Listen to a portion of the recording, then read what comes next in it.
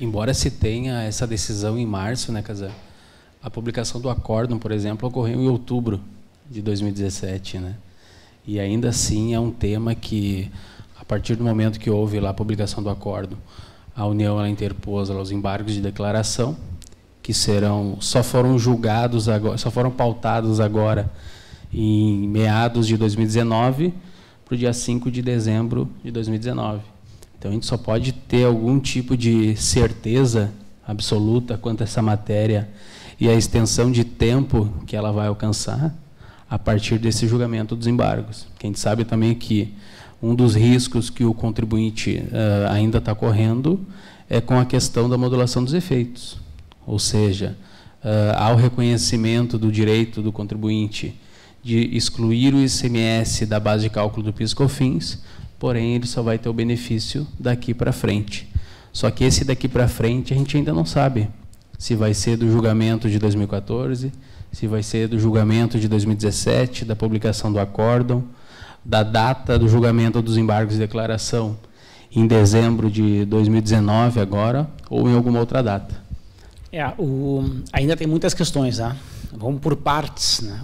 Parte número 1. Qual a extensão dos efeitos desse julgamento de 2017? Com relação à extensão temporal, é bem como tu explicou. A lei permite que o STF module os efeitos da decisão a um determinado momento da história, do tempo. Ele pode não modular, dizer ok, vale para todo mundo, independente se é juizamento de ação judicial pretérita, ou ele pode dizer não. A partir de um determinado momento, quem ajuizou a ação tem seu direito garantido, quem não ajuizou pode se valer da declaração a partir de agora. O que aconteceu de fato? Até bastante curioso, porque não é comum. Esse processo, ele é um processo que repercute hoje aproximadamente 400 bilhões de crédito tributário em relação à Receita Federal. Porque é importante frisar que, embora estejamos falando de ICMS e de PIS/COFINS, o tributo a recuperar é PIS/COFINS, que se exclui o ICMS da base de cálculo. E mesmo uma ação tão relevante economicamente para a União, houve um equívoco por parte da PGFN, que embora tenha, no dia do julgamento, né, na sessão plenária do STF, feito a sustentação oral da sua interpretação, e ela defendia que sim, o ICMS deveria estar na base de cálculo, e lá em sustentação oral, o procurador responsável pelo processo tenha pedido que o STF, caso julgasse em favor dos contribuintes, modulasse os efeitos para declarar que só valeria daquele momento em diante, houve um equívoco para os contribuintes muito favorável, para a Receita lamentável, que esse pedido não foi protocolado nos autos. Né? E existe uma regra de direito que não está nos autos, não está no mundo. Então, a própria ministra, à época, presidente do STF, a Carmen Lúcia, relatou que, embora tenha sido mencionado em tribuna o pedido de modulação dos efeitos, como não havia manifestação nos autos formalizada, então não poderia ser avaliado pelo plenário. Isso deu para os contribuintes, então, uma nova oportunidade. Então, naquele momento, o STF fez o quê? Ele debateu e decidiu que, embora não tenha sido protocolado antes, dada a relevância econômica e social da causa, eles permitiram que a União pedisse a modulação dos efeitos em sede de embargos declaratórios, oportunizando para a União, então, efetivar o pedido de modulação dos efeitos. O que acontece?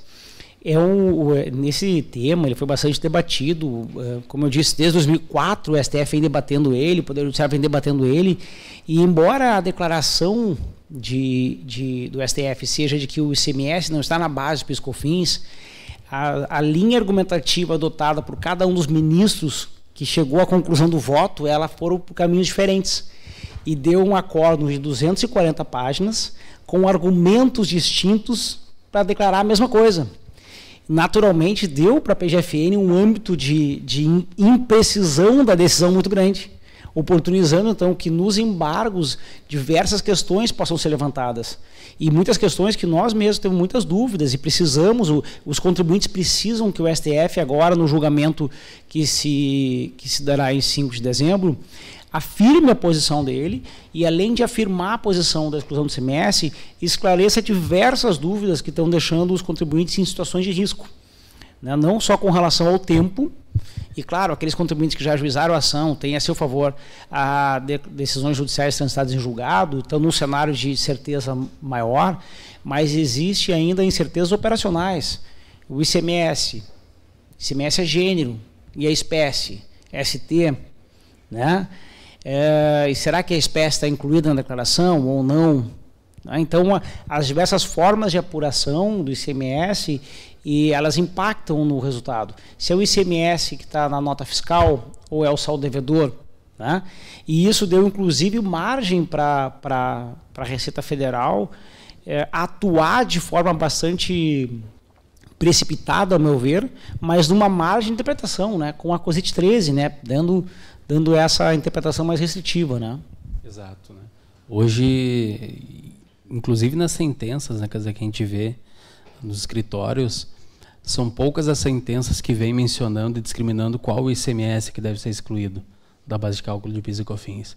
Se é o ICMS que aquela empresa destacou em nota fiscal, ou é o ICMS que ela recolheu, efetivamente, que geralmente é um valor menor, né?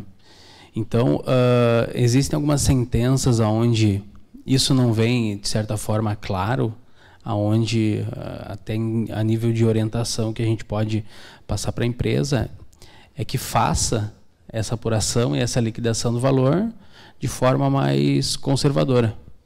Ou seja, tem dentro dos conceitos da contabilidade, reconhece o débito superior e o crédito inferior.